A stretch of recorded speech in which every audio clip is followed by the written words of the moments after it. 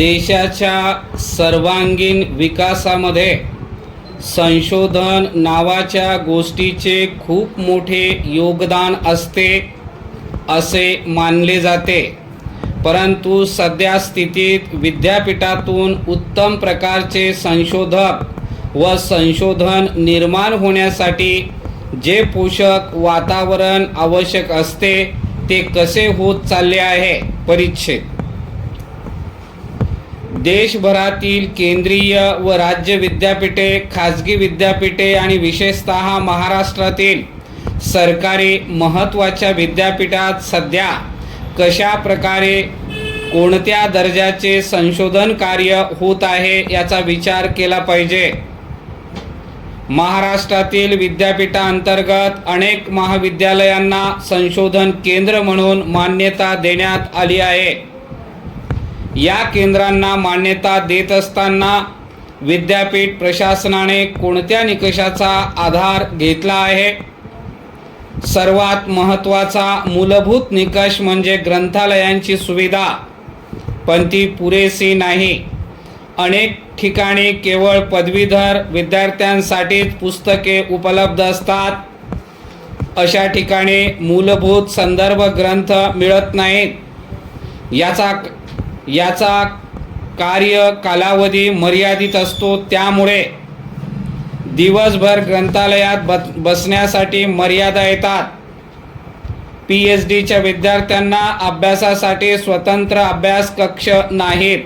परिच्छेद सध्या जगभरात कृत्रिम प्रज्ञेसारख्या म्हणजे AI तंत्रज्ञानाचा वापर वाढलेला आहे। अशा स्थितीत संगणक कक्ष व अद्ययावत प्रयोगशाळा देखील उपलब्ध नसणे ही गंभीर आहे। तरीही मान्यता कशी मिळते हे गूढच। सावित्रीबाई फुले पुणे विद्यापीठाच्या जयकर ग्रंथालयामध्ये साधारणपणे 5.25 लाख ग्रंथ आणि 18,000 नियतकालिकांचा खजिना आहे। अशा ग्रंथालयांचा विद्यार्थ्यांना नक्कीच फायदा होतो।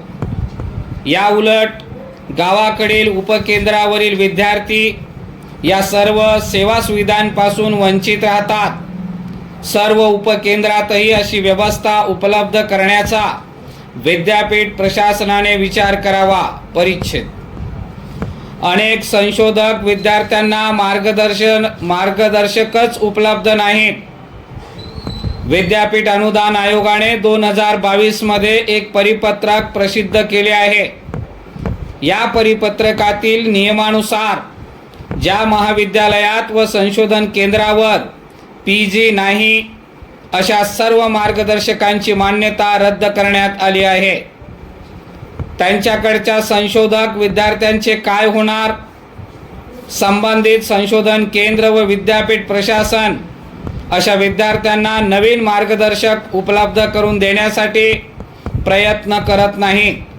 जोपर्यंत हे होत नाही तोवर विद्यार्थी संशोधन पूर्ण करू शकत नाहीत। प्रबंध विद्यापीठाला सादर करू शकत नाहीत। असे अनेक प्रबंध पडून आहेत। परिच्छेद PhD प्राप्त करण्यापासून अनेक संशोधक विद्यार्थी वंचित राहिले आहेत। विद्यापीठ अनुदान आयोग सातत्याने नियमावलीत बदल करत राहते। संशोधन कार्यासाठी फेलोशिप मिळवणे हाही प्रश्नच आहे। जे विद्यार्थी नेट परीक्षा GRF सह उत्तीर्ण होतात त्यांना विद्यापीठ अनुदान आयोगाकडून दरमहा फेलोशिप दिली जाते।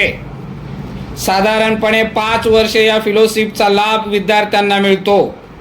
या उलट जे विद्यार्थी GRF उत्तीर्ण होत नाहीत ते वेगवेगळ्या संस्थेकडून ती मिळवण्याचा प्रयत्न करतात। यामध्ये महाराष्ट्र सरकारने प्रवर्गनिहाय वेगवेगळ्या संस्थांची निर्मिती केलेली आहे। यामध्ये बार्टी, सारथी, महाज्योती, TRTI आणि अमृत इत्यादी संस्थांचा समावेश आहे। परंतु या सर्व संस्था देखील आपली स्वायत्तता गमावून बसल्याने विद्यार्थ्यांना फेलोशिप वेळेवर मिळत नाही। विद्यार्थ्यांनी आंदोलन केली आहेत। सामाजिक न्याय विभागाचे मंत्री महोदयांना आपल्या खात्यातील निधी दुसरीकडे वर्ग केल्याची माहिती देखील नसणे हे देखील एक सांस्कृतिक राजकारण आहे.